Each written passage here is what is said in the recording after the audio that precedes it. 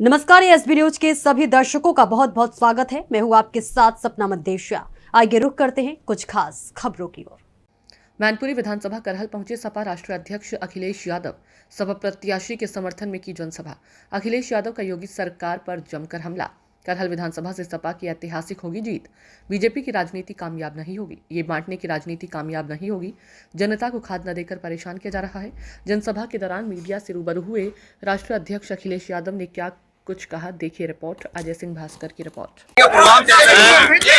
ये देखिए, ये करहल से ऐतिहासिक जीत होगी। जनता देख रही है जनता पार्टी की जो नकारात्मक राजनीति है वो कामयाब नहीं होगी। बांटने की राजनीति कामयाब नहीं होगी। जो उनकी निगेटिविटी है और जानबूझ करके जनता को जो परेशान कर रहे हैं, किसान को डीएपी न दे करके, खाद न दे करके ये परेशान कर रहे हैं। नौजवानों की नौकरी को उलझा करके ये परेशान कर रहे हैं। न केवल पढ़े लिखे जो अपनी तैयारी कर रहे थे उनके भविष्य के साथ खिलवाड़ कर रहे हैं। इस सरकार के खिलाफ आज जनता दिखाई दे रही है। अगर हम प्रतिशत के हिसाब से देखें तो 100 में से 100% ये हारने जा रहे हैं। और अगर हम गिनती और संख्या में गिनेंगे तो 9 की 9 सीटें ये इस बार बाई इलेक्शन हार रहे हैं।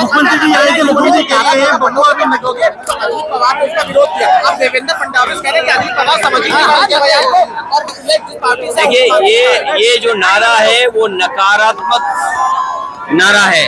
ये नारा निगेटिविटी पैदा करता है। ये नारा कोई स्वीकार नहीं कर सकता है। बीजेपी के खुद अंदर लोग स्वीकार नहीं कर रहे हैं। उत्तर प्रदेश में उनके सहयोगी लोग बड़े नेतृत्व में जो बैठे हैं बड़ी कुर्सी पर, वो तक इस नारे को स्वीकार नहीं कर रहे हैं। ये नारा नहीं चलेगा। इस देश की संस्कृति रही है मिली जुली। ये गंगा जमुनी संस्कृति का देश है। ये सबको साथ लेकर के चलने का देश है।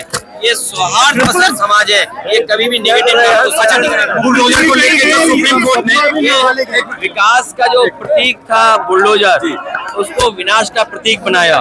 मैं सुप्रीम कोर्ट को बधाई देता हूँ।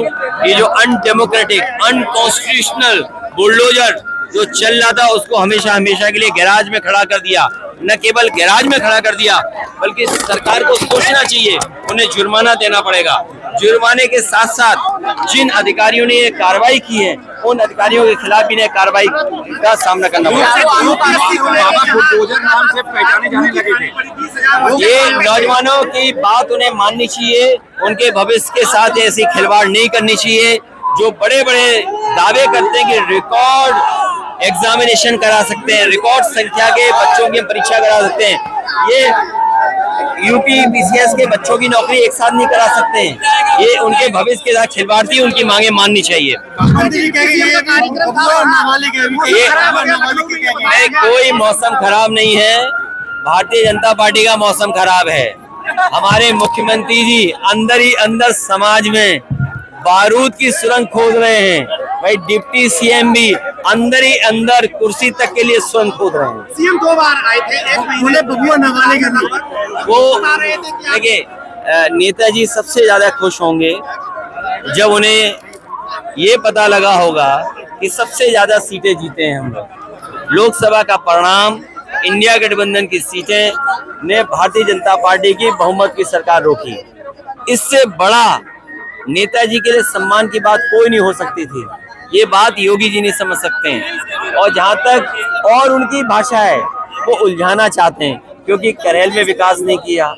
जो आधा अधूरा विकास था जो पूरा हो जाना चाहिए था, जनता को लाभ मिलता मंडी से, यहाँ बिजली की व्यवस्था सुधारने से, यहाँ से कुछ कारखाना लग जाता जिससे नौकरी रोजगार मिलते, वो काम किए नहीं। इसीलिए उलझाना चाहते हैं और दूसरी बातें कर रहे हैं। खतरनाक बता रही है। देखिए, भारतीय जनता पार्टी भूमाफिया है। उन्हें जमीन दिख जाए कब्जा कर लेंगे।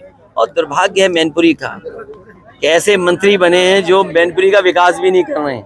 और केवल इसलिए कि समाजवादी लोग किसी महापुरुष को सम्मान दे दें, सब चौराहे घेर लिए हैं। सर अभी आपने जाति जनगणना को लेकर बीजेपी कह रही है महाअघाड़ी में अभी देखा जा रहा है कि आंतरिक कलह शुरू हो गया। खाली सीएम योगी के बयान को लेकर दो पहाड़ हो रहे हैं, एक तरफ एनसीपी है और एक दूसरी तरफ बीजेपी, दोनों एक एक्सेप्ट कर रही है, दूसरा उसको नेगेटिव बता रही है। देखिए, डिवाइड एंड रूल नारा कभी स्वीकार नहीं कर सकते यहाँ की देश की जनता, क्योंकि ये अंग्रेज जो चले गए उन्हीं के नारे से ये अपना नारा मिला रहे हैं। ये अंग्रेजों के विचारवंशी हैं, ये अंग्रेजों के तरह चल करके समाज को बांटना चाहते, कभी स्वीकार नहीं करेगा समाज। तो खबरों में फिलहाल इतना ही, दीजिए इजाजत, फिर मिलेंगे, नमस्कार।